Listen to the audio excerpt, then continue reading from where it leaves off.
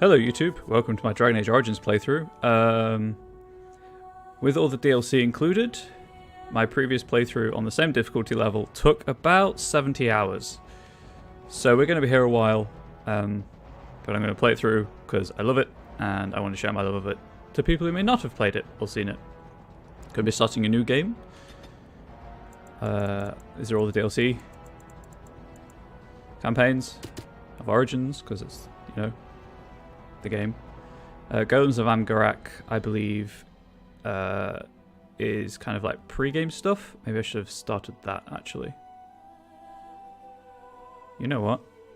I will just quickly check that, and I can always restart if that is the case.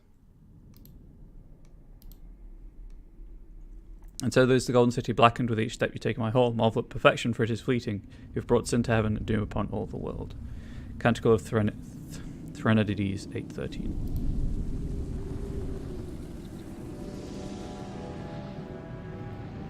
The chantry teaches us that it is the hubris of men which brought the darkspawn into our world.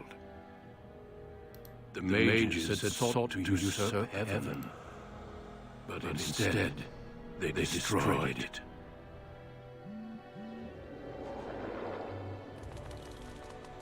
They were cast out, twisted and cursed by their own corruption. Oh, they returned as monsters, the first of the darkspawn. The darkspawn.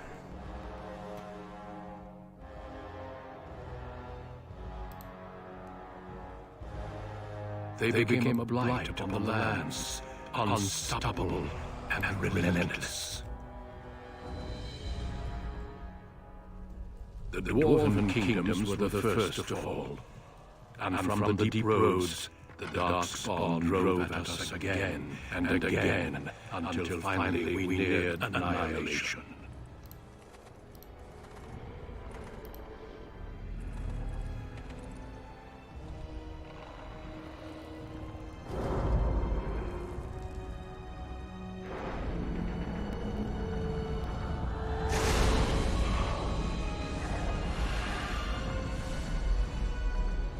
Until the Grey Wardens came. Men and women from every race, warriors and mages, barbarians and kings. The Grey Wardens sacrificed everything to stem the tide of darkness and prevail.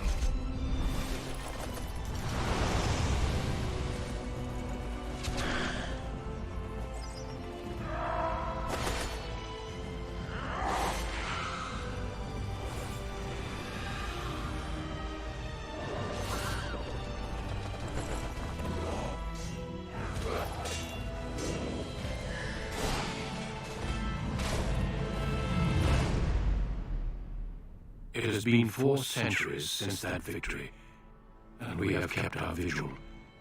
We have watched and waited for the darkspawn to return. But those who once called us heroes have forgotten. We are few now, and our warnings have been ignored for too long.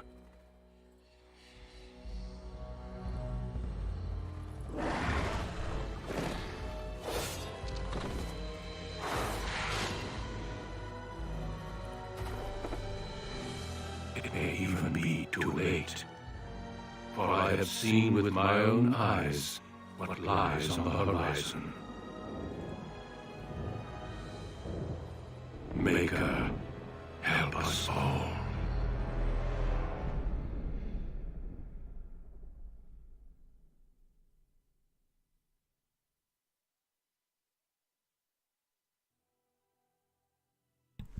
You know, the game might be 10 years old, but that opening cutscene holds up real well. I kind of feel like playing a male character for once. Elf, once enslaved by humans, most elves have all but lost their culture, scrounging and impoverished living in the slums of human cities. Only the nomadic Dalish tribes still cling to their traditions, living by the bow and the rule of their old gods as they roam the ancient forests, welcome nowhere else.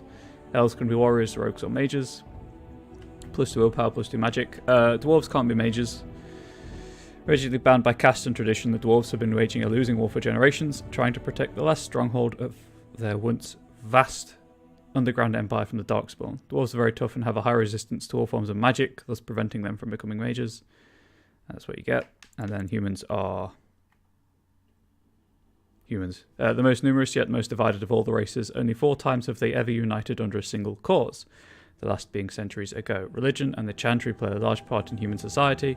It distinguishes them culturally from elves and dwarves more than anything else. And humans can be anything. But I'm going to be an elf. Warriors are powerful fighters focusing on melee and ranged weapons to deal with their foes. They can withstand and deliver a great deal of punishment and have a strong understanding of tactics and strategy. Specializations for a warrior include Berserker, Templar, Champion, and Reaver. Class benefits. Mage, as dangerous as it is potent, magic is a curse for those lacking the will to wield it. Malevolent spirits that wish to enter the world of the living are drawn to mages like beacons, putting the mage and everyone nearby in constant danger. Because of this, mages lead lives of isolation, locked away from the world they threaten. Specializations include Spirit Healer, Shapeshifter, Arcane Warrior, and Blood Mage. Rogue. Rogues are skilled adventurers who come from all walks of life. All rogues possess some skill in picking locks and spotting traps, making them valuable assets to any party. Tactically, they are not ideal frontline fighters, but if rogues can circle around behind their target, they can backstab to devastating effect.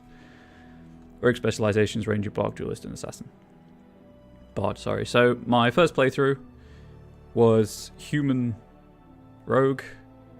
I'm going with Elf Mage, because I kind of had like the typical experience, and now I want the worst experience possible in terms of how the world reacts to me.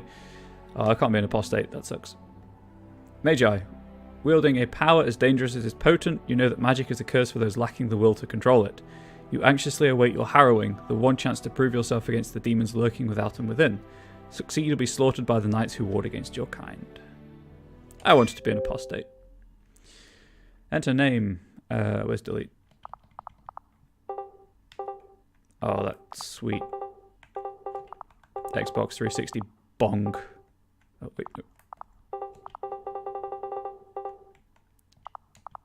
That's not doing anyone's ears any favours. Rhiannon. Greetings.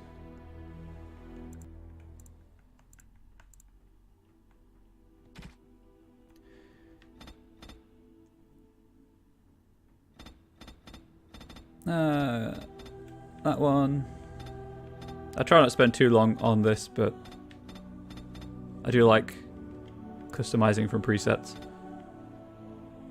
Valaslin. Ooh, that's cool. As is that.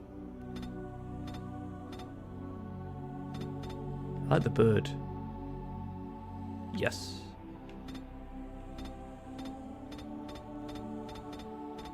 There was a green. It's going. It's green.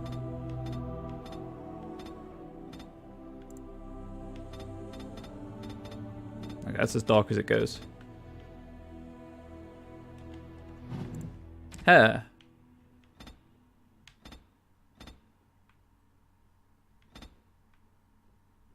A wide variety of hairstyles.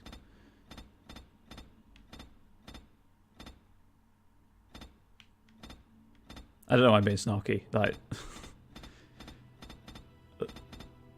the age it was, how old this game is, obviously. Got that. And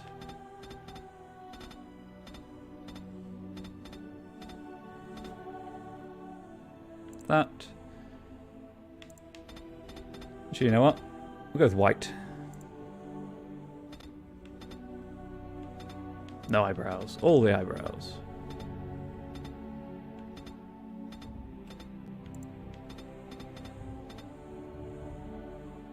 That looks weird. Let's have some colour to the eyebrows. That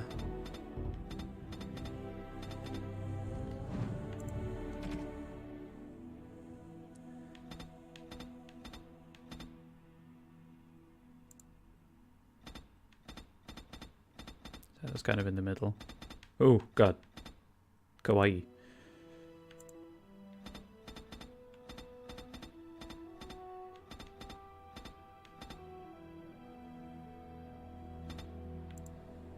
Leave that where it is. What colours are there?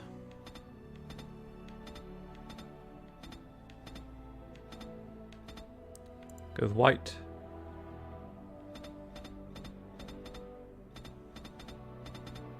Oh, I see. That's what's altering. See how high they go. Permanently shocked.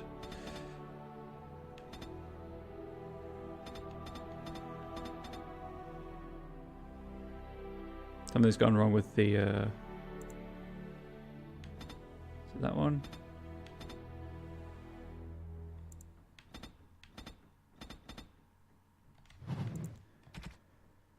And...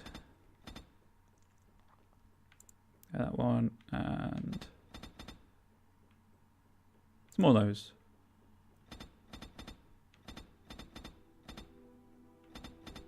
Put that about there, I guess.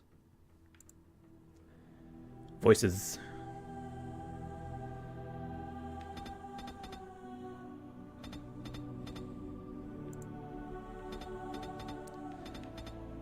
Yeah, that's okay. Bridge depth. Let's have that like that. That should be fine. Yeah, it's...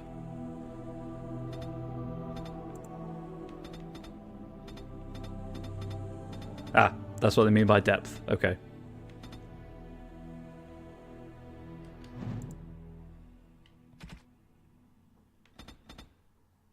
Go down a bit. Very full lips, no.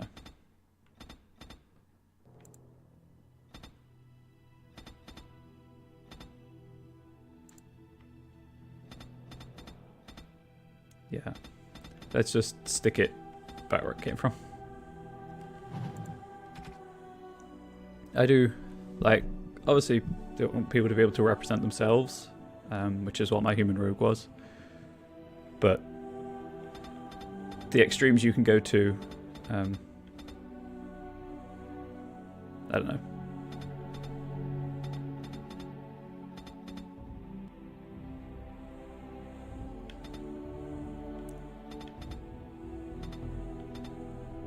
Stick that with it. Real puffy cheeks. Let's not do that. Might make the lips a bit thicker.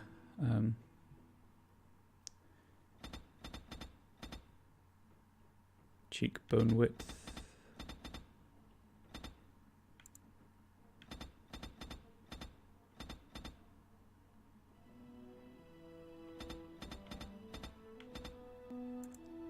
I think it's that one. Yeah.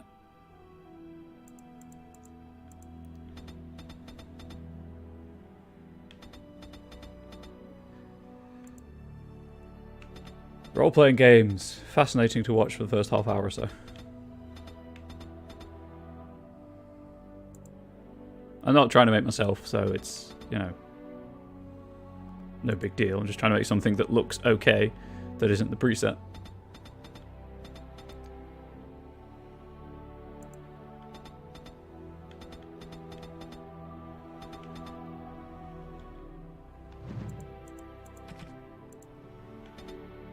There we go. Neck and ears. Yeah, that's what it really sounds like. Doesn't gel with the hairstyle. Get it? Hair gel? Why is anyone here? I will not be mad if you leave because of that. Portrait.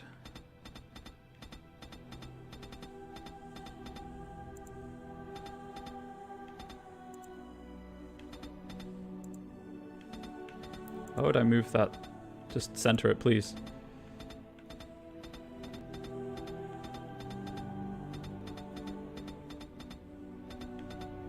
Kind of like that one.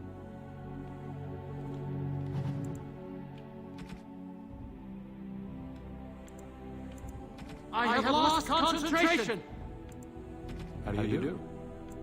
Greetings. Wait, Well, that didn't work. that's not Mia.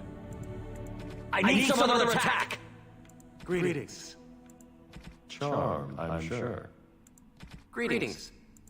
Charm, I'm sure. Greetings. It's not Mia.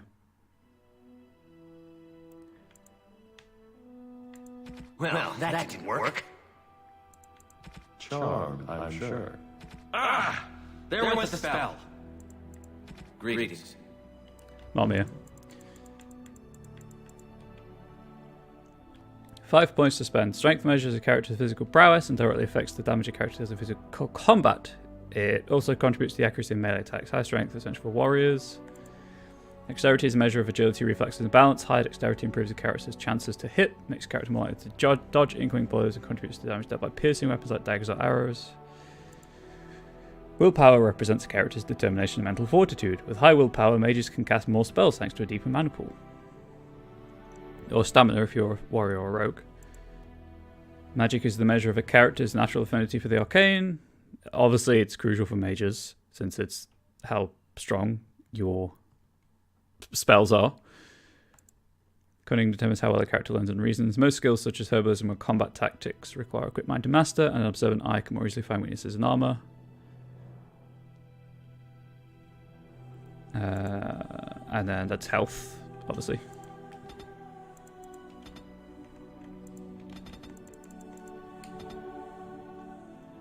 Coercion. Character is influential enough to convince others to change their views. Strength contributes to more. Yep. I've got 1 point to spend. Stealing, not really bothered about stealing. Trap making. Survival. Poisons, combat training, combat tactics. Ooh. Mages can take more damage from an attack before it interrupts spellcasting. I mean, that might be a good thing to have. But coercion. I generally like to put some points into social skills. I've got Arcane Bolt, which is good.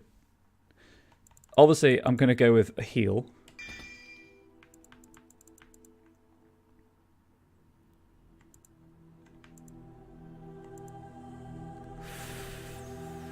Okay, friendly fire is possible. Armor. Not high enough magic pool for that. Paralysis. Personal buff. And I kind of, as I say, I kind of want to do on casual because it's a 70-ish hour playthrough anyway. So we'll do it on normal. I'm playing on the Xbox. On the cliff overlooking the dark waters of Lake Calenhard stands the tower fortress that is home to the Circle of the Magi. This tower is the only place in Ferelden where mages may study their art among others of their kind. Within the high stone walls, the Circle practices its magic and trains apprentices in the proper use of their powers. But the Circle Tower is as much a prison as a refuge.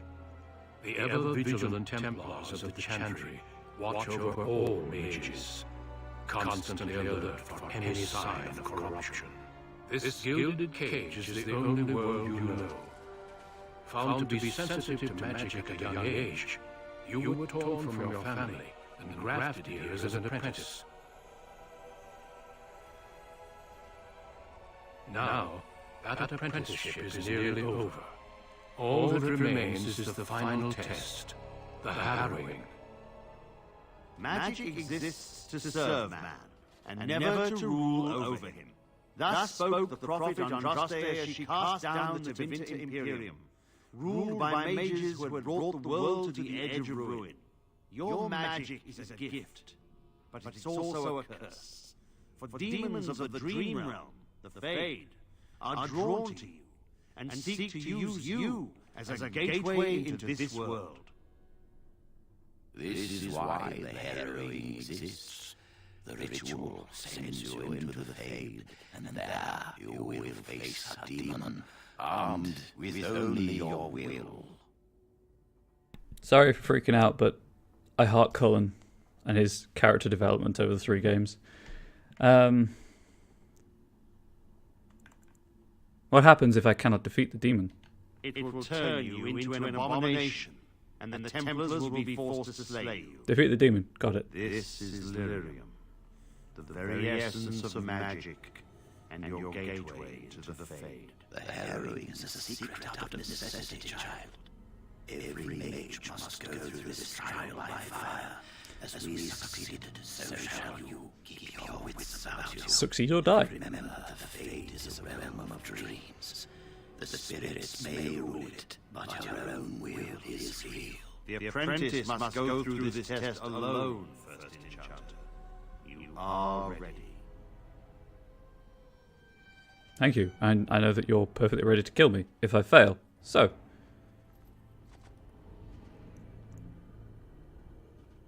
This will be a mage-friendly playthrough. In case anyone is wondering who has any knowledge of the overall storyline.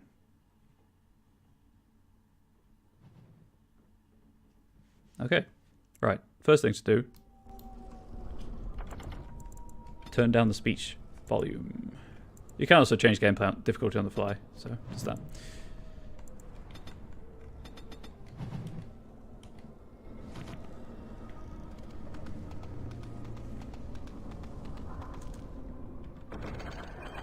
Vials of healing. Disturbing statue.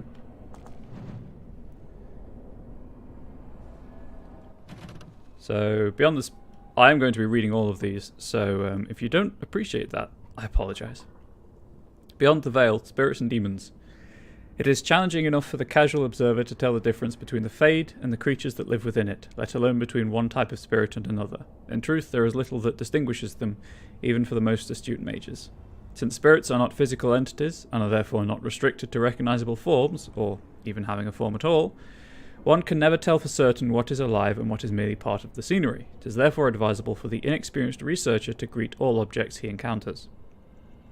Typically, we misuse the term spirit to refer only to the benign, or at least less malevolent creatures of the Fade, but in truth all the denizens of the realm beyond the Veil are spirits. As the Chant of Light notes, everything within the Fade is a mimicry of our world. A poor imitation, for the spirits do not remotely understand what they are copying. It is no surprise that much of the Fade appears like a manuscript translated from Tevinter into Orlesian and back again by drunken initiates. In general, spirits are not complex, or, rather, they are not complex as we understand such things. Each one seizes upon a single facet of human experience, rage, hunger, compassion, hope, etc. This one idea becomes their identity. We classify as demons those spirits who identify themselves with darker human emotions and ideas. The most common and weakest form of demon one encounters in the Fade is the Rage Demon. They are much like perpetually boiling kettles, for they exist only to vent hatred, but rarely have an object to hate. Somewhat above these are the Hunger Demons, who do little but eat or attempt to eat everything they encounter, including other demons. This is rarely successful. Then there are the Sloth Demons. These are the first intelligent creatures one typically finds in the Fade. They are dangerous only on those rare occasions that they can be induced to get up and do harm. Desire Demons are more clever, far more powerful, using all forms of bribery to induce mortals into their realms. Wealth, love, vengeance, whatever lies closest to your heart. The most powerful demons yet encountered are the Pride Demons, perhaps because they, among all their kind, most resemble men. No, they don't. From Beyond the Veil, Spirits of Demons by Enchanter Mirdramel.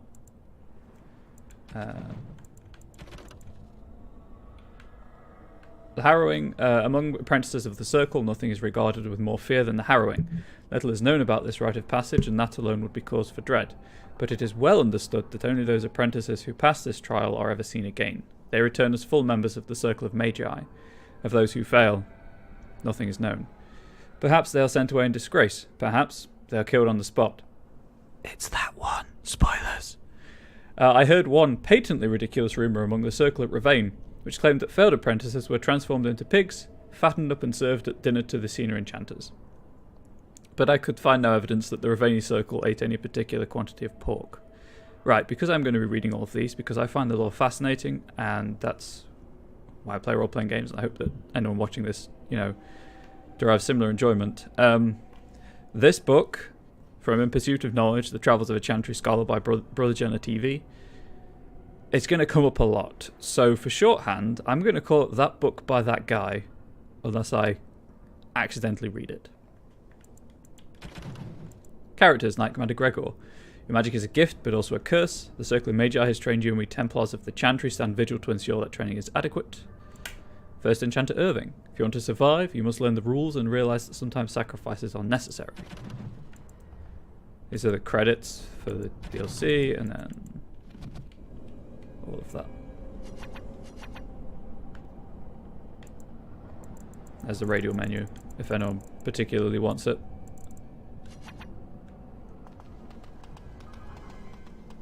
Right, anyway. Time to explore the Fade, I guess. Oh, whoops. Get off cooldown. If I recall correctly, the experience are the enemies are fixed, so there's no real random encounters. So there's a finite experience total in the game. Wisp. A great deal is made of the most powerful demons, those that create abominations and those that have changed the history of Thedas. It is often forgotten that not all demons are such awe-inspiring beings. Some that break through the cracks in the veil into our world are known as wisps, a sliver of thought that once was. A wisp is a demon that has lost its power. Either it has existed in our world for too long without finding a true host, or it has been destroyed. Often, so we've found, by other demons. What remains of its mind clings tightly to the one concept that created it, a hatred of all things living.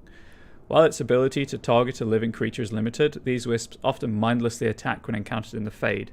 In the living world, they often have been known to maliciously lure the living into dangerous areas, being mistaken for lanterns or other civilized light sources. This does, however, seem to be the very limit of their cunning. From the journal of former senior enchanter Malleus, once of the Circle of Ravane, declared apostate in 924 Dragon Age, which I think is a decade before the events of the game? Could be wrong on that.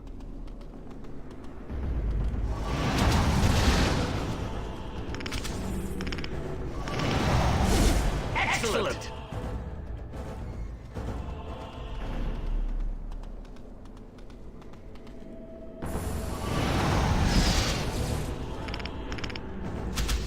Apparently that homes, which is really annoying.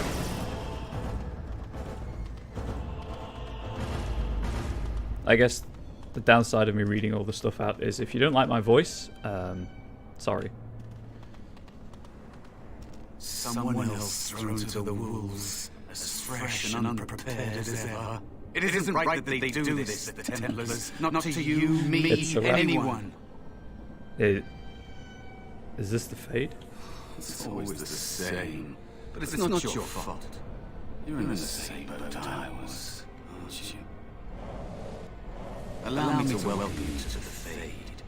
You can call me, well, Mouse. Not your real name, I take it. No, I don't remember anything from before. The Templars kill you if you take too long, you see. They figure you failed, and they don't want something getting out. That's what they did to me, I think. I have no body to reclaim, and you don't have much time before you end up the same. What am I supposed to do? There's something here contained, just for an apprentice like you. You have to face the creature, a demon, and resist it. If you can. That's your way out. Or your opponents, if the Templars wouldn't kill you. A test for you. A tease for the creatures of the Fade. Why pit me against such a creature? A question for those in the tower. Maybe you'll be lucky enough to ask. Maybe someday, so will I. There are others here. Other spirits. They will tell you more. Maybe help. If you can believe anything you see, I'll follow, if that's all right.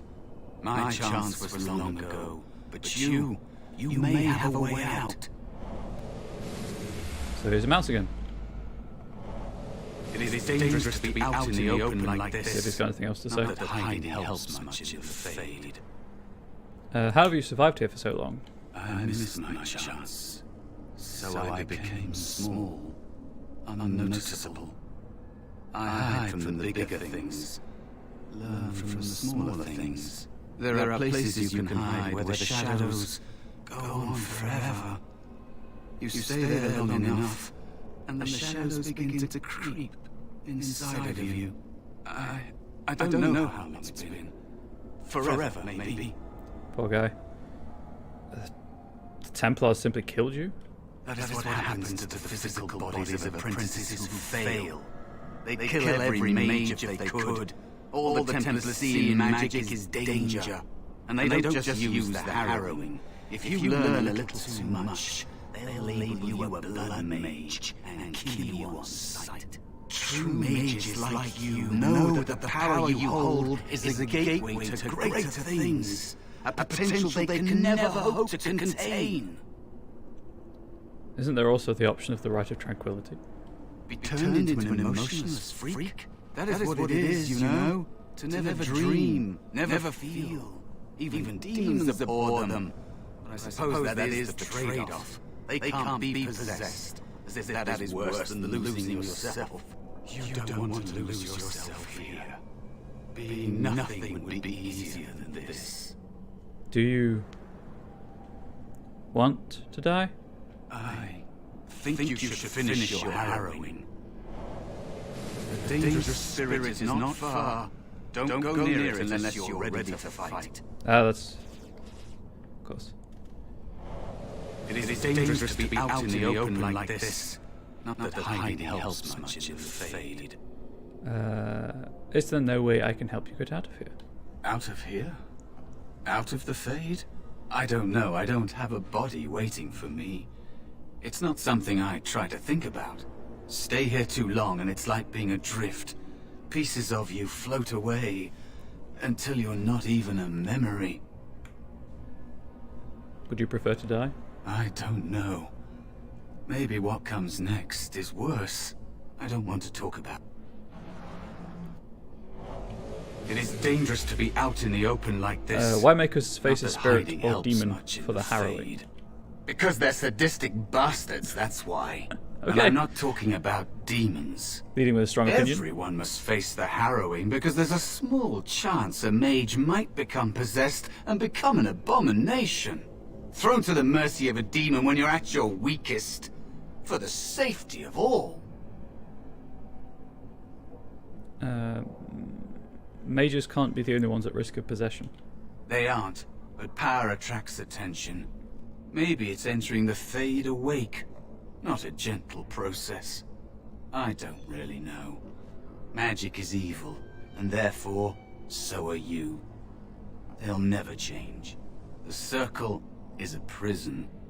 You have choices between joining and suffering various deaths of body or spirit.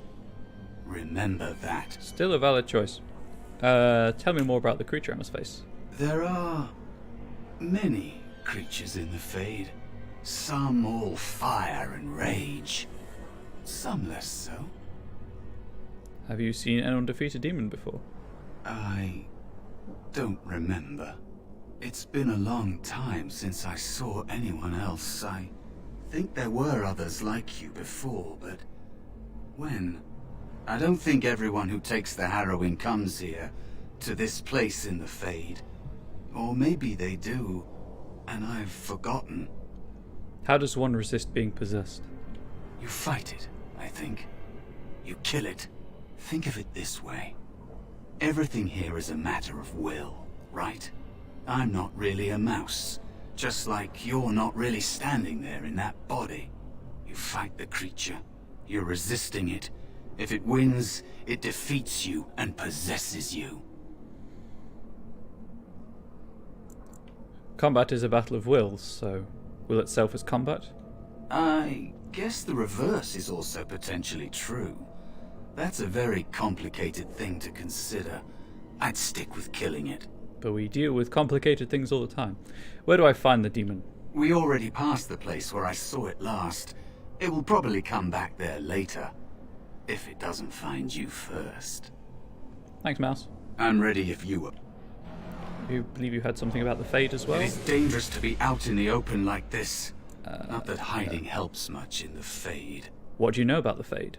It's the realm of dreams. You know that, don't you? Everyone comes here to dream, but it's fleeting, and they remember little. But mages can enter awake, and that draws attention. There are many spirits in the Fade. These demons feed on the dark parts of the mind. The Templars in the tower would give them a meal for certain. Oh, throwing that sick shade. Is it possible to change like you do? Maybe. If you're able to forget that you're you, that takes a long time. You can't think like a spirit. They shape the Fade according to their will. Solid things, real things are just more complicated ideas. I think you'd better focus on something simpler. Defeat your spirit or demon, or be killed. Solid advice. Where are these other spirits you mentioned? Directions are tough here. If you look around, I'll tell you if we're getting close. How about that? Yeah, that seems fair. How do I get out of here? Normally there are doorways out, portals, but I think the mages have sealed them. I don't know how long that lasts. Until you complete your harrowing, I imagine. Probably. I'm ready if you are. Okay, let's go this. On the road then. Sweet run cycle.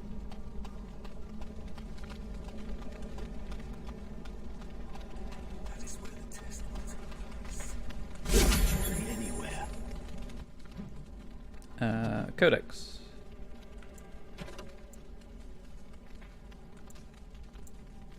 That's all DLC stuff.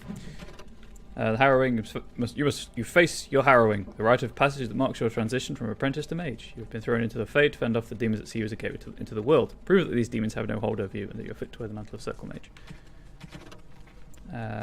Magic and religion. Lyrium. More than half the wealth of Otsimar comes from a single, extremely rare substance, lyrium. The Chantry believes it to be the waters of the Fate, mentioned in the Canticle of Threnodies, the very stuff of creation itself, from whence the Maker fashioned the world. Only a handful of mining caste families hazard extracting the ore, finding veins in the stone, quite literally by ear. For in its raw form, lyrium sings, and the discerning can hear the sound even through solid rock. Even though dwarves have a natural resistance, raw lyrium is dangerous for all but the most experienced of the mining caste to handle. Even for dwarves, exposure to the unprocessed mineral can cause deafness or memory loss. For humans and elves, direct contact with lyrium ore produces nausea, blistering of the skin, and dementia. Mages cannot even approach unprocessed lyrium. Doing so is invariably fatal. I do not want to approach unprocessed lyrium then. Despite its dangers, lyrium is the single most valuable mineral currently known.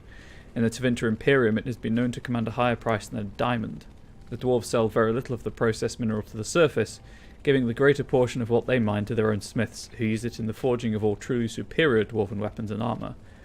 What processed lyrium is sold on the surface goes only to the Chantry, who strictly control the supply. From the Chantry, it is dispensed both to the Templars, who make use of it in tracking and fighting Maleficarum, and to the Circle. In the hands of the Circle, lyrium reaches its fullest potential. Therefore, Mori craftsmen transform it into an array of useful items, from the practical, such as magically hardened stone for construction, to the legendary silver armour of King Calenhad. When mixed into liquid and ingested, lyrium allows mages to enter the Fade fully aware, unlike all others who reach it only while dreaming. Such potions can also be used to aid in the casting of especially taxing spells, for a short time granting a mage far greater power than he normally wields. Lyrium has its costs, however. Prolonged use becomes addictive, the cravings unbearable. Over time, Templars grow disoriented, incapable of distinguishing memory from present or dream from waking. They frequently become paranoid as their worst memories and nightmares haunt their waking hours.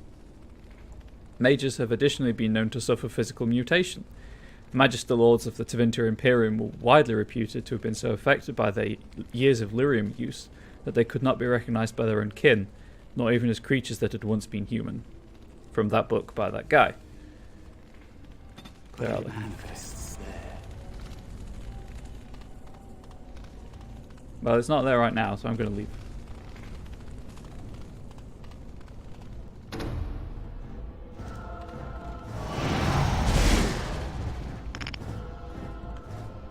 Yeah, they home. I have no choice but to take that to the face, unfortunately.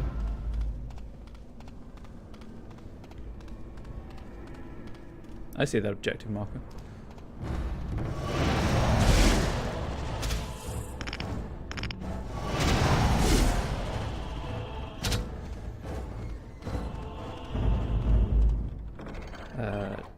Take those.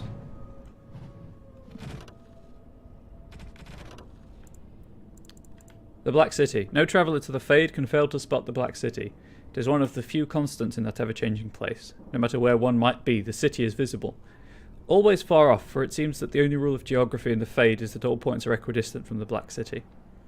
The chant teaches that the Black City was once the seat of the Maker, from whence he ruled the Fade, left empty when men turned away from him. Dreamers do not go there, nor do spirits. Even those powerful demons seem to avoid the place. It was golden and beautiful once, so the story goes, until a group of powerful Magister Lords from the Tevinter Imperium devised a means of breaking in. When they did so, their presence defiled the city, turning it black. Which was, perhaps, the least of their worries. From Beyond the Veil, Spirits and Demons by Enchanter Mage.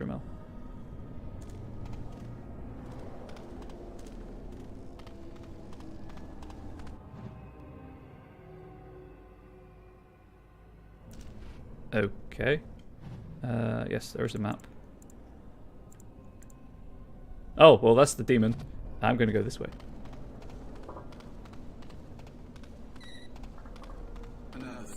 This way. It never seemed equal to its name to me. Valor, huh? Okay, we'll talk to the Spirit of Valor. Another mortal thrown into the flames and left to burn, I see. So, Your mages have devised a cowardly test. Better you were pitted against each other to prove your mettle with skill, and to be sent unarmed against a demon.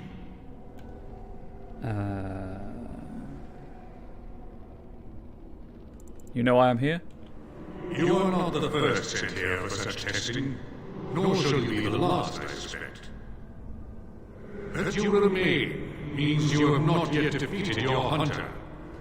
I wish you a glorious battle to come. What kind of spirit are you? I am Valor, a warrior spirit.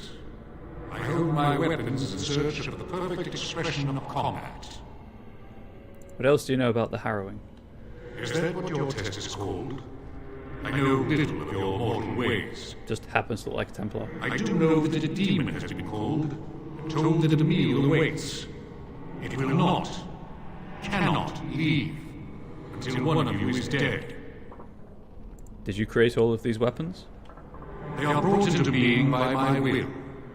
I understand that in your world, mages are the only ones who can will things into being. Those mortals who cannot must lead such hollow, empty lives. Would one of these weapons affect the demon? Without a doubt. In this realm, everything that exists is the expression of a thought. Do you think these blades be steel? The staves be wood? Do you believe they draw blood? A weapon is a single need for battle, and my will makes that need reality. Do you truly desire one of my weapons? I will give one to you, if you agree to duel me first. Valor shall test your mettle as it should be tested. Ooh. Willpower. It seems you would prefer to kill me yourself. How dare you accuse me? I am no demon preying upon Might helpless have pissed him mortals off. to steal their I can essence. reload the save. I am a being of honor and valor. I am a warrior. I'm sorry. I didn't mean to provoke you. I should hope not. I am helping you, mortal, whether you believe it or not. But I do not go back on my word. Do you wish to duel or not? And what are the rules of this duel? If I believe you capable of slaying the demon, I will stop the duel and give you the staff. If I find you unworthy, I will slay him. That seems I fair. trust those rules are simple enough to remember, mortal. I agree to your duel. As you wish, mortal. Do you understand the rules I explained to you? Yes, I understand. Our duel begins now. Fight with valor. Enemies approaching. They should Glorious battle! Run away! Bravely. With valor.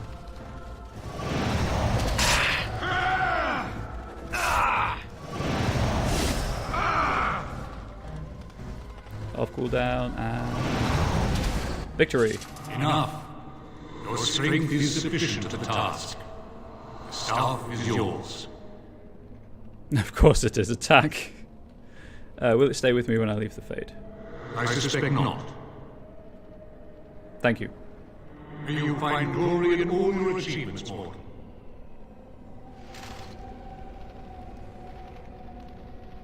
I am unable to do that. Let's cast heal on myself. Save game. Doom, doom. You have Valor's staff. There is nothing else I can do for you. Nope. You have Valor's staff. It is dangerous to be out in the open. There we go. Nothing new there.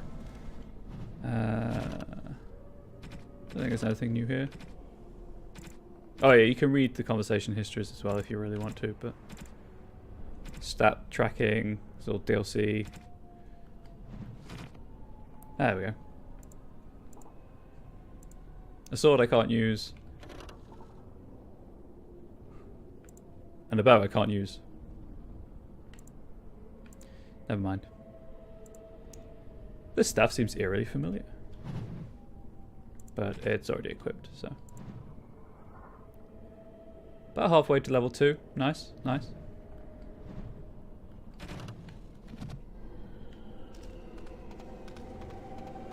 Right, let's save again. Just overwrite that old save.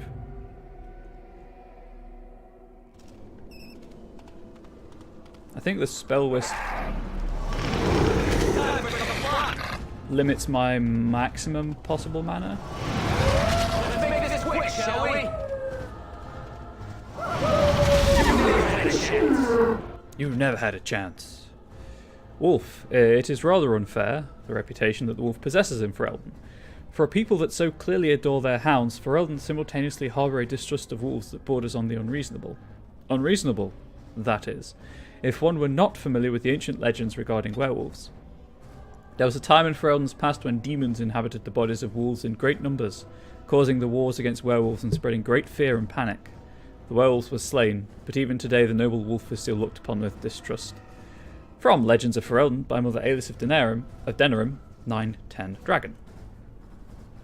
An attack by wolves upon civilized folk happens rarely, often only in times of desperation, and even then only when the wolves have the advantage of numbers.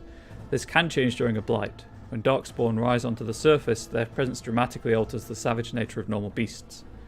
In blights past, as the corruption of the darkspawn spread through the wilder areas of Thedas, it would infect the animals found there, and the more powerful of them would survive and be transformed into a more vicious and dangerous beast.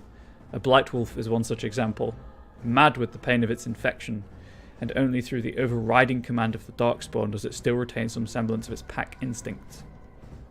Blight wolves are always found in large groups and will tend to overwhelm a single target if they can, using their numbers to their advantage. It is fortunate that these creatures rarely survive their corruption for very long.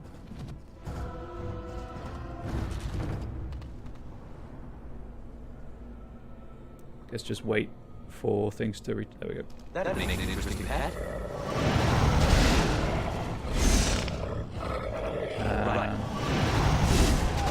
Back up a little bit. Oh, hey. There's a pack of them. That's not the one I wanted to target.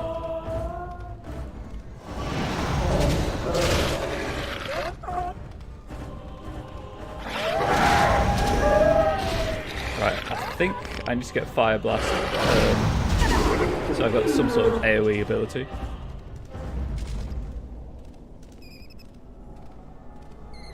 Wait for health and mana to recharge by walking slowly.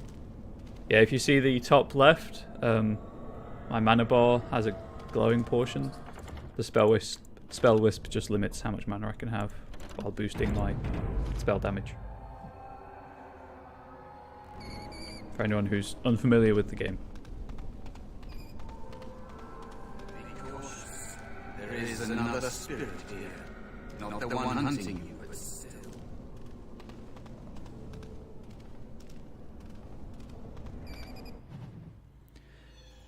The autosave made me jump. That's where we're at. Okay. Anything else around before I tackle? Oh, I guess that's the Black City. So, you are the mortal being hunted, and the small one, is he to be a snack for me? I don't like this. He's not going to help us. We should go. It's a trap. No, Tarascan. the demon will get you eventually, and perhaps there will even be scraps left. What kind of spirit are you? It's a demon. Maybe even more powerful than the one chasing after you. Be gone. Surely you have better things to do than bother sloth, mortal. I tire of you already. Why are you called Sloth? What are you? I am a spirit of sloth. A creature of the fade. Unlike yourself, mortals have other visitors here. Still, you serve your function. Only the mortals like yourself are truly annoying. Get out of my fate. Mortals like myself? You are aware, a mortal with power and will. The sort of creature that some spirits hunger for. I might be inclined for such a meal myself. It would be interesting to see the mortal world through your eyes, inside your form. But I am disinclined to begin such a struggle. Lucky me. Indeed. Now, what do you want with me? Need help defeating a demon. You have a very nice staff. Why do you need me? Go. Use your weapon, since you have earned it. Be valorous. He looks powerful. It might be possible that he could teach you to be like him. Like me? You mean teach the mortal to take this form? Why? Most mortals are too attached to their forms to learn the change. You, on the other hand, little one, might be a better student. You let go of the human form years ago. I don't think I'd make a very good bear. How would I hide? Exactly, Kenny. What could possibly go wrong? Hiding doesn't help anything. Doesn't solve anything. We need to face our fears. I have faced more in this place than you can imagine. Fear is just one more thing. But That is true. you are right. Hiding doesn't help. How you doing, Kenny? I'm sorry, it's the fade. It changes you. I'll try. I'll try to be a bear. If you'll teach me. That's nice. But teaching is so exhausting. Away with you now. I told you he wasn't going to help us.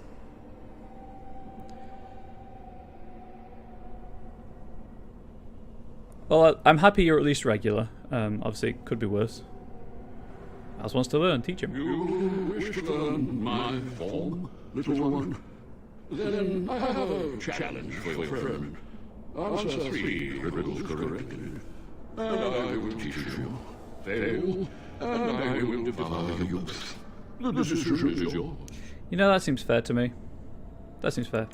I accept your challenge. Truly?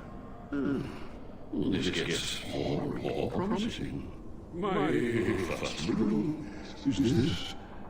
I have seas with no water, coasts with no sand, towns without people, Mountains without land. What am I? A map. Correct. Let's move on. The second riddle. I'm rarely touched, but often held. If you have wit, you'll use me well. What That's a tongue.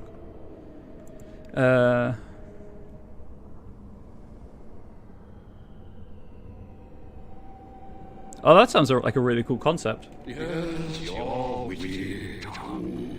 Fair enough. One more try, shall we? Often will I spin the tale, never will I chop the key. I'll use you and time. That's a dream. But alas, you will remember me. What am I?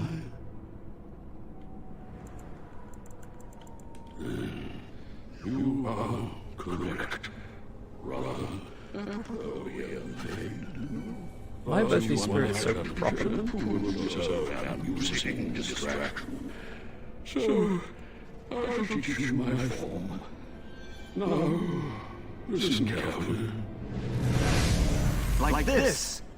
Am I a bear? It feels heavy. Yes, mouse. Close enough. You're a bear. Well, that's because that's a bear scarn. Defeat your demon, or whatever you intend to do. I grow weary of your mortal prattling. Well, it's not going to have the dramatic tension if they're infallible, is it? And obviously drama drives programs to be entertaining. Sloth Demon. And I looked at the creature and it had become me. A veritable copy of my form, of my very mind, stared back at me as if from within a mirror. I thought, surely that this was a trick, an illusion meant to put me off guard, but as I engaged the thing with my sword, it fought me with maneuvers that I recognized. It parried as I parried, it swung as I swung. It spoke to me and said things that only I could know. I think this demon of sloth has no form or identity of its own. It is envy as much as sloth, I believe. And mine was not the first shape it stole that day. An excerpt from a transcribed deposition of Tyrannus, Templar Commander of Cumberland, 390 Towers.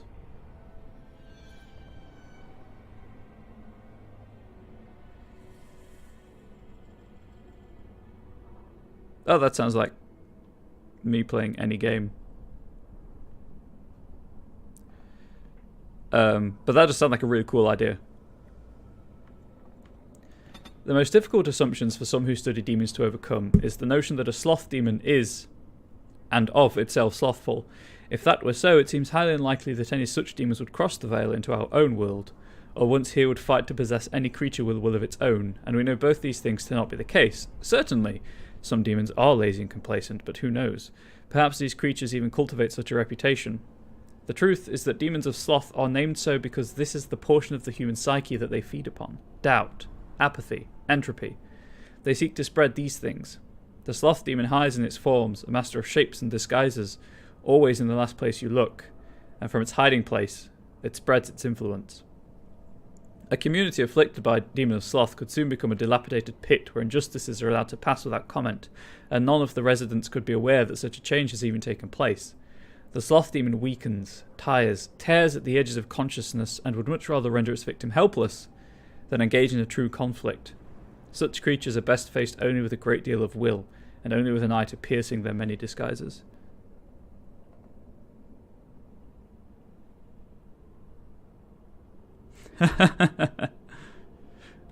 Yeah, and obviously the consequences from that would ripple. I really should get a second save going. Sup, mouse? Enjoying being... Oh, do you have anything new to say now you're a bear? And there is the spirit of rage. Ah. Time to face a demon. Over there.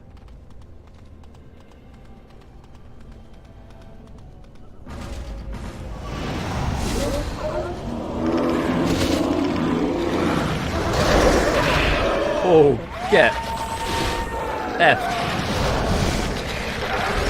Right, that is real loud.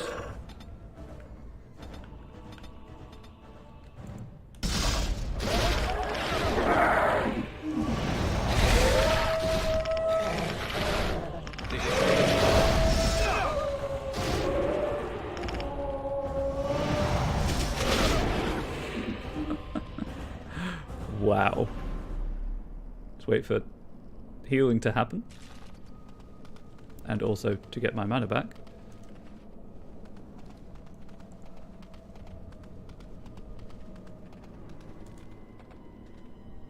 Have I been up here? I think I have.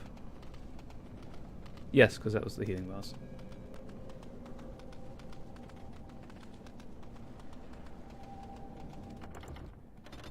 Right, let's get that second save going.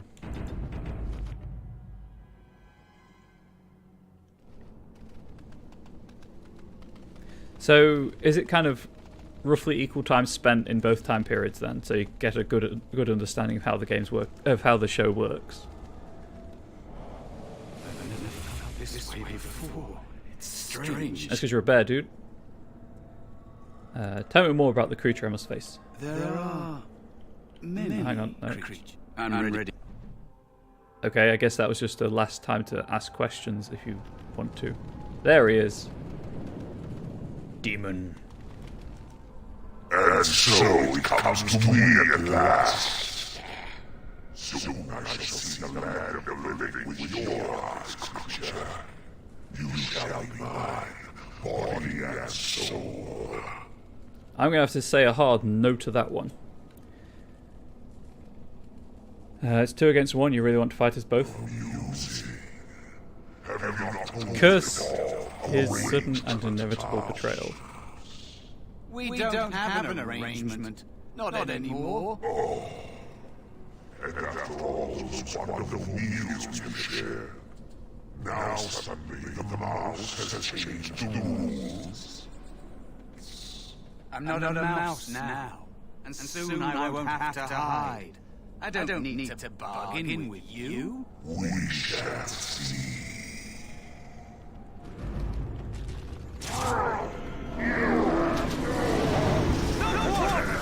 Right, let's take care of...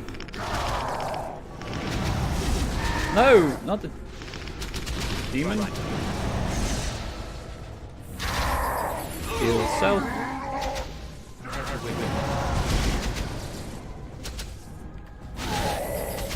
Heal mouse.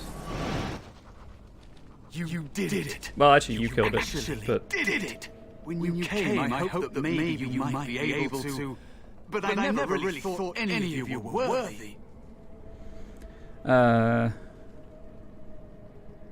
that's cool. That's really cool.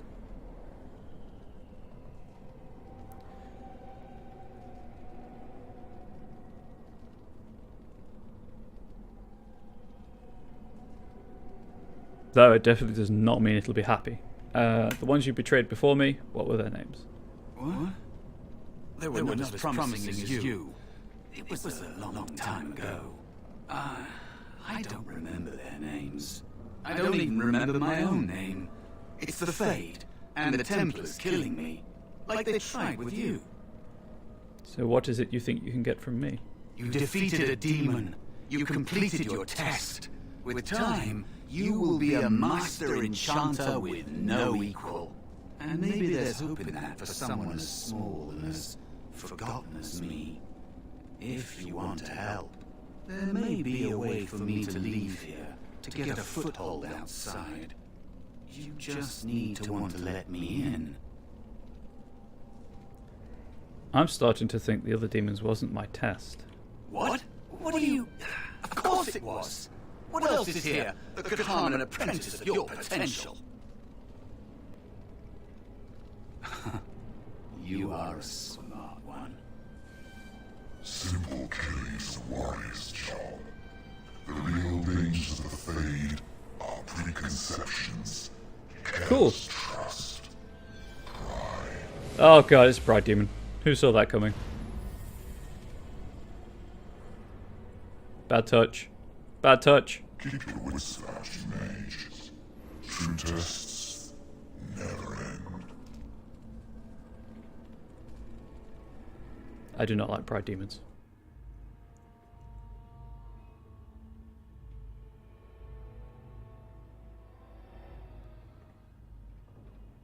But hey, I won! I lived! Are you alright? Say something, please. Jowan? Oh, I'm glad you're all right. They carried you in this morning. I didn't even realize you'd been gone all night. I've heard about apprentices who never come back from harrowings. Is it really that dangerous? What was it like?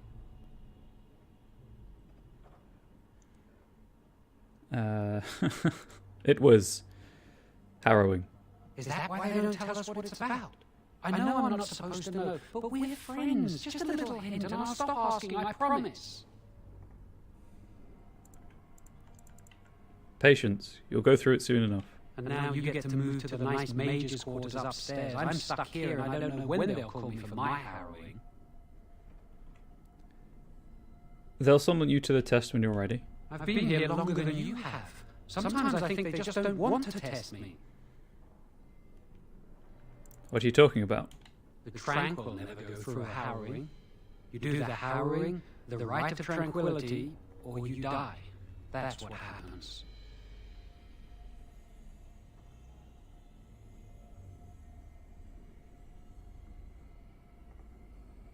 Oh, that's cool. Good thrillers are hard to come by, because they're hard to write. What's the Rite of Tranquility? You've seen the tranquil around the tower, like Owain who runs the stockroom.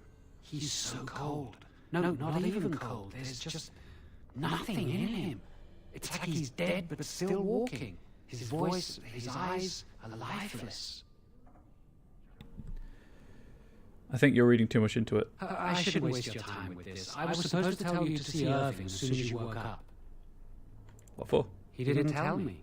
About the harrowing, I guess, but you'd never know with Irving. You'd better not keep him waiting. We can speak later. Spoiler, we can't. Did you hear anything? Is he all right? I'll do the level up in a moment. Rage Demon. Encountered in the Fade, the true form of a Rage Demon is a frightening sight. A thing of pure fire, its body seemingly made of amorphous lava, and its eyes two principles of baleful light radiating from its core. The abilities of such a demon center on the fire it generates. It burns those who come near, and the most powerful of its kind are able to lash out with bolts of fire, and even firestorms that can affect entire areas. Fortunately, even powerful rage demons are less intelligent than most other varieties. Their tactics are simple. Attack an enemy on sight with as much force as possible until it perishes. Some rage demons carry over their heat-based abilities into possessed hosts, but otherwise the true form is mostly seen outside of the Fade when it's specifically summoned by a mage to do his bidding. Right, I can level up, I believe. Is he awake?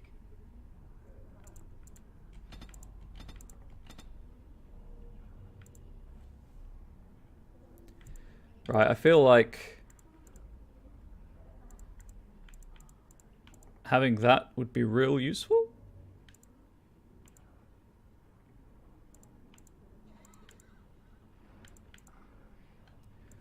So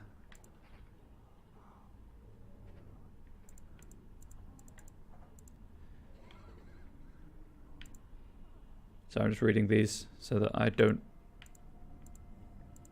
pick the wrong one.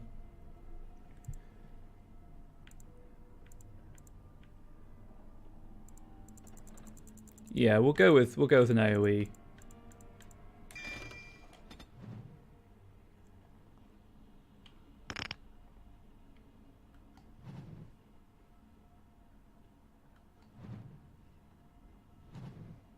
Anyway. Why do you care? Are you best friends now? I'm just curious. That Templar, Cullen, said it was the quickest, cleanest harrowing he'd ever seen. He must be so talented. Someone sounds jealous. I just know I'll be terrified when my time comes, like Wendell was. He'd throw up every day for the next week just thinking about it. Poor Wendell.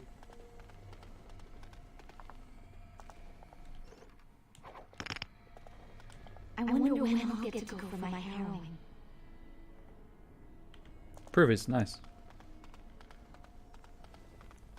So I have set the lootable objects to sparkle. Jowan's been acting weird all day. Have you seen him? I have, in fact. And this is an RPG, so you want to loot everything that you possibly can.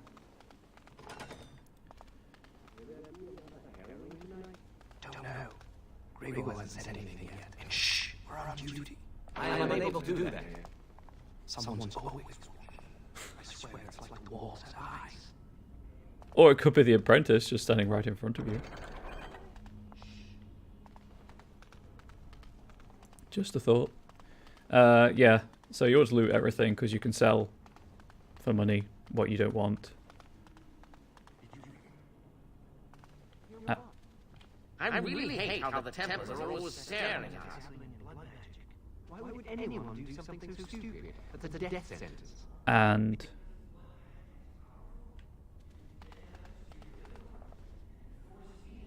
wouldn't be a BioWare game without without an audio problem. And also you get free stuff, obviously, if you like that. That's a free lyrium potion I don't need to make or buy. I'll be honest, I thought the sparkle was on the chamber pot. I was quite prepared to search it.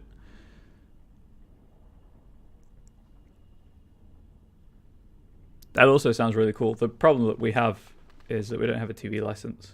Or Netflix. A Netflix account, I should say.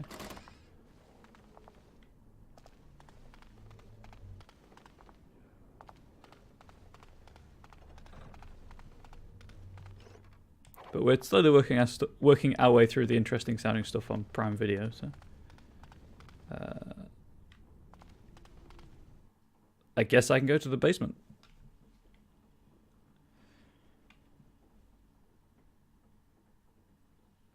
Oh, it feels good to be playing Dragon Age again.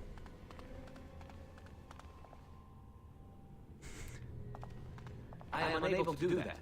Obviously, I cannot espouse that. But if you choose to do that, that is fine. Also, finding the time to watch my own stuff is, like, I take mornings to do the housework, I stream for the afternoon, and then my partner gets back after work, and obviously it's about trying to help her deal with the shit day she's had, and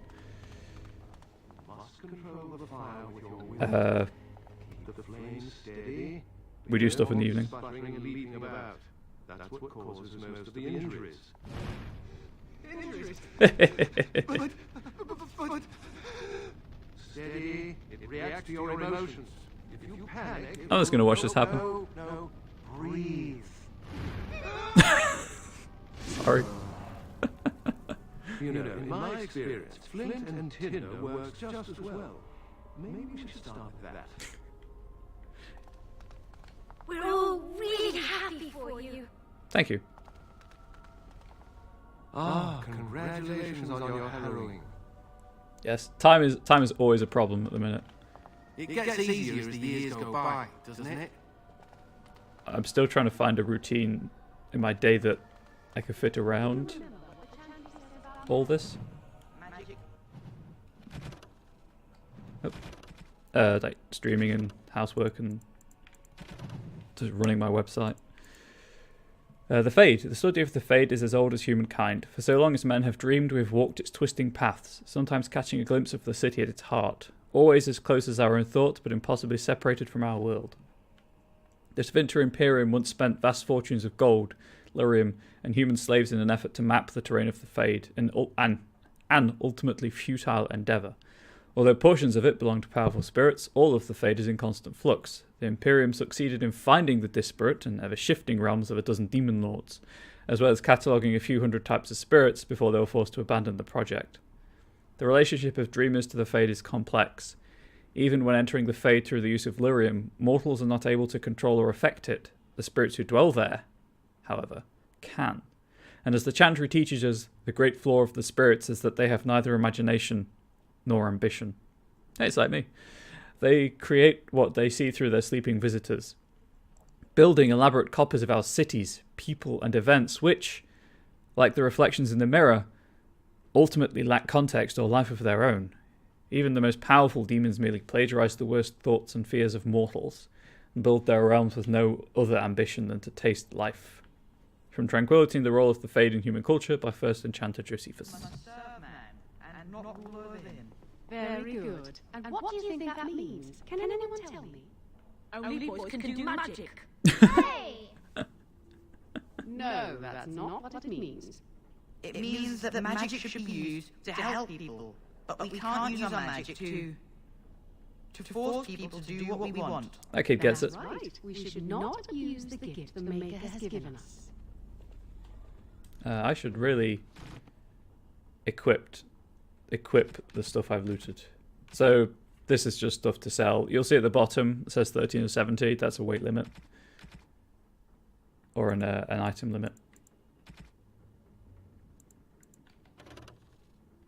+3 defense. This buckle attached to a simple leather belt is cool to the touch, delicately engraved. +1 to all attributes. +10% spell resistant, +10% to dodge attacks. Shaper's assistant Hilson worked at the excavation site in Kadesh Taig. By all accounts, he had an uncanny ability to dodge falling rocks and other work-related hazards. Unfortunately, Hilson drowned in his bath one day, and the belt passed on to a friend. Yep. I'll take the +1 to all attributes. Thank you very much. Again, I can't wear the Blood Dragon plate, as badass as it looks. Commissioned by an infamous Navaran dragon hunter, this armor was crafted in a time when dragons had been almost hunted to extinction. Infused with their blood, the armor gained notoriety after the hunter died at the hands of men rather than the dragons it was designed to protect him from. When all 4 pieces of the Blood Dragon plate are equipped, the character gains a bonus to defense and armor. But you need to be so strong to wield it. My apprentice robes protect one's modesty, if nothing else. However, and then battle dress of the provocateur is... This perfect suit embodies the paradox of the bodic spy. Intricate details yearn for an audience, but a worthy owner gives only a glimpse and the reflection of a blade drawn swiftly from the heart. So that's Leliana's armor from the Leliana's Song DLC. +9 willpower, +6 magic, +10 12% spell resistance. This robe was stored for centuries in the Circle Tower's repository. Embroidery on the lining of the left sleeve marks this as having been a gift from Archon Valerius to a cherished friend. The last comment I saw was that time can be quite limited, and I agreed with it. Yes, definitely. I mean, I was a rogue, so I never wore it, but it looks so good. I wore that. But it looks so good. I wish I could wear it. And obviously I can't equip Black Blood or the Sorrows of Arlathan either.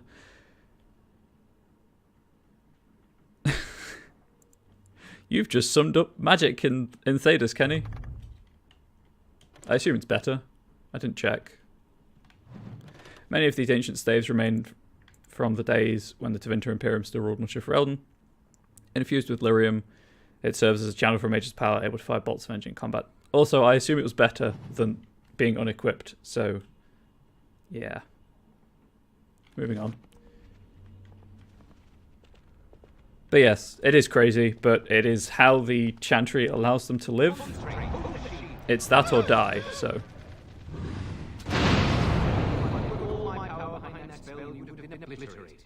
It looked pretty impressive. Not gonna lie. It is a weakness that can be exploited.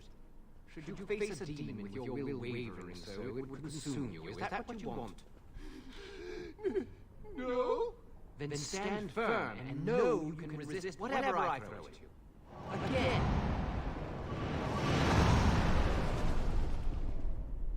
Exactly. Also, Dinosaur, which is a great name. Or Dinosaur Elite. I did a human playthrough, human rogue, was my first one. And I just wanted to have, you know, the complete opposite experience of going from someone that the world is biased to support to Elf Mage. So, that's why.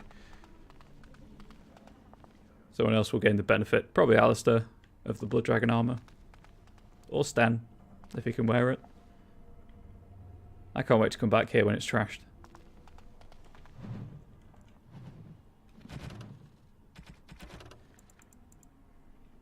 Mana and use of magic. Mana is that which defines a mage. It is potential that dwells within a person but does not always manifest itself. All men are connected to the Fade. We go there to dream, but only those with this potential may draw upon its power. Mana is, then, a measurement of one's ability to draw power from the Fade, and it is this power that is expended in magic. As in all other things, it has limits. Just as a man has the strength to lift only so much weight and no more, a mage cannot work more magic at one time than his mana allows. If he wishes to work magic that would be beyond his strength, A mage must bolster his mana with lyrium. Without lyrium, it is possible for the reckless to expend their own life force in the working of magic, and occasionally ambitious apprentices injure or even kill themselves by overexertion. From the lectures of first enchanter Wenceslas? That guy. Yeah, it's a test of willpower. Just, I guess, depends on what demons you encounter in your harrowing. If anyone's wondering, we're still in the prologue as well. Because I'm taking my time. God damn it, because I'm enjoying myself. Or make a damn it. It's been too long. Okay, so demons are drawn to people, but magic users especially, and the harrowing is to prove that you have the strength of will to resist them so they can't possess you. You can work with magic if you are tranquil, because you are essentially invisible to demons because you can't connect to the Fade. You can't cast magic spells. You don't dream. You don't experience emotions. But you can use lyrium to make enchantments and things like that. So that's what the non-combat oriented thing is all about, really. There are healers as well. But it's called Spirit Healer for a reason. Actually, that's a good point. Is Win in the prologue, in this origin? Because that'd be cool.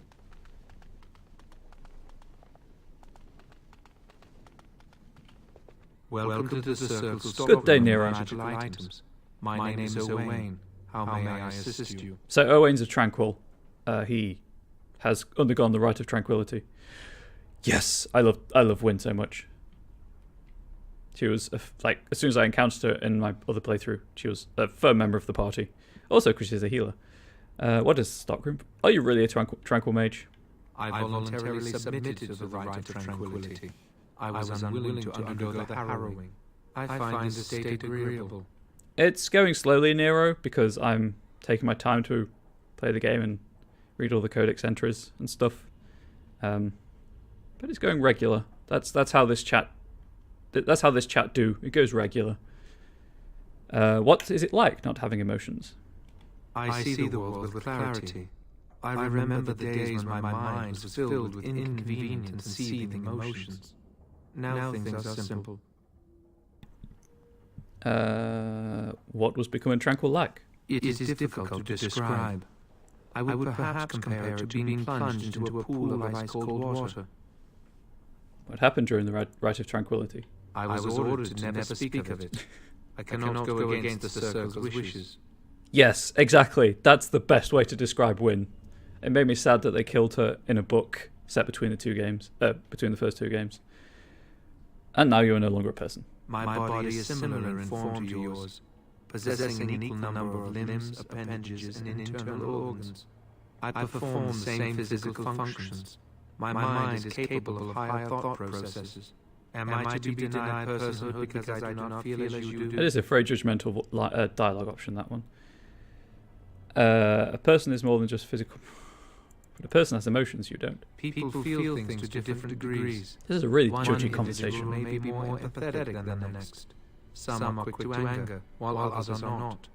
Yet you would not single one out and accuse him of not being a person. My capacity to feel differs from yours, but you also differ from all other beings. You are no more a person than others, and I am no less a person than you are. My statement was rude. I apologise. I do not have the capacity to be offended. Still, I believe I am a person.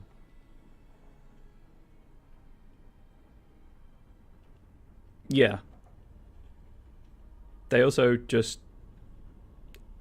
I guess the idea is that they experience things that we don't have words for because we can't experience them.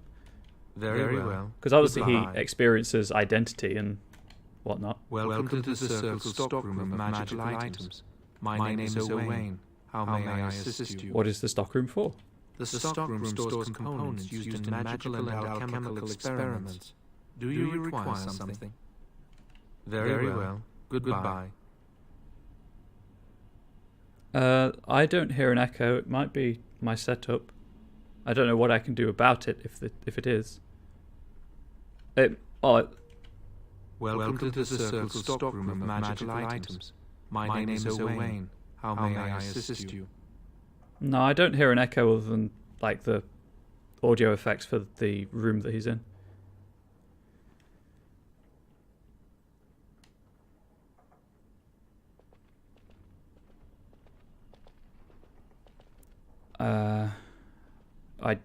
I mean, I can look into it after the stream if there is an echo. I can listen to my recording as well and try and figure that out.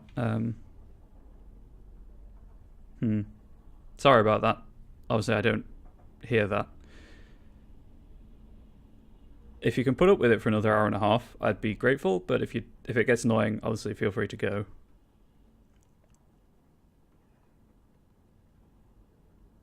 Is he the only one that's been echoing? I suppose is a pertinent question.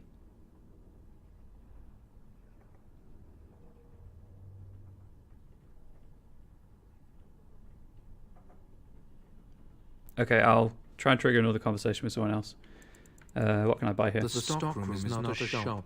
Your mentor should have clarified this. The stockroom stores components used in magical and alchemical experiments. Do you require something? I mean, the only echo effect I can hear is the like the ambient for the room he's in. Or the room we're in. Good day. Is there something you need? You must speak to Owain. Oh. Good day to you. Hang on. Today I shall be making more potions to send to the mages at Ostergar. That's that's Alex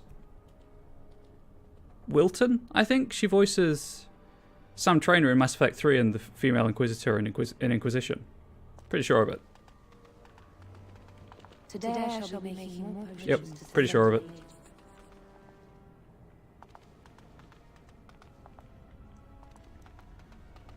Let's go this way.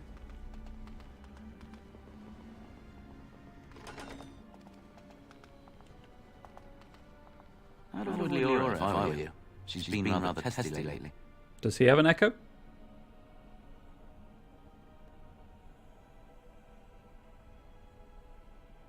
Huh. Okay. I'll reset after this then. Senior Enchanter, Leora, over there. Okay. That was fun. Has the echo just started then?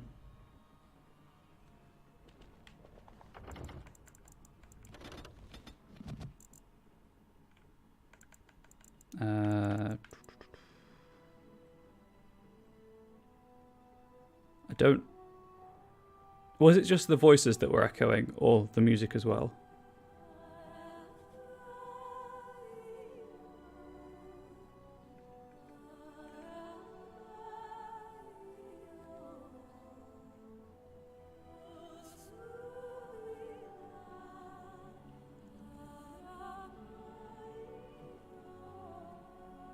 True. Unfortunately, there's no kind of test voice option.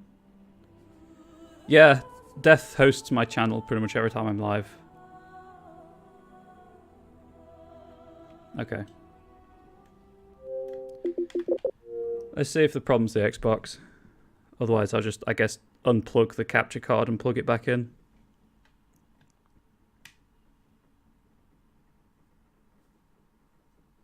Enjoy the black screen. Please do. That's going to be real loud. Sorry about that.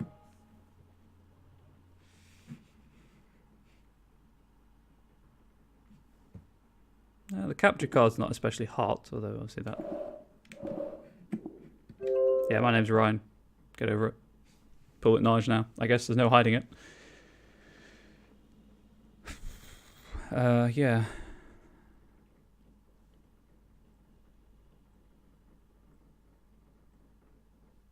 Do we need to do some cleanup on the dash on that screen actually? Okay, so the problem's the capture card. Great. I'll just unplug it.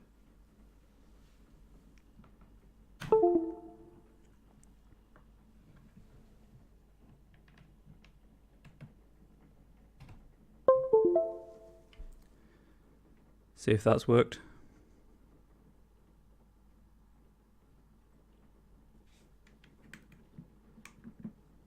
Oh, great. Now I've got to reconfigure it. Why did I do that?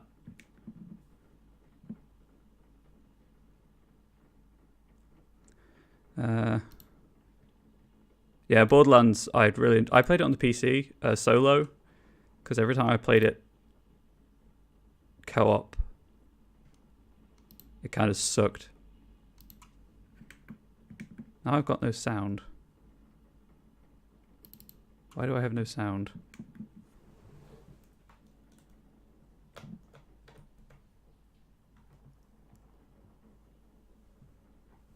You know what? I'm going to end the YouTube recording and then just stitch it back together when I get it working.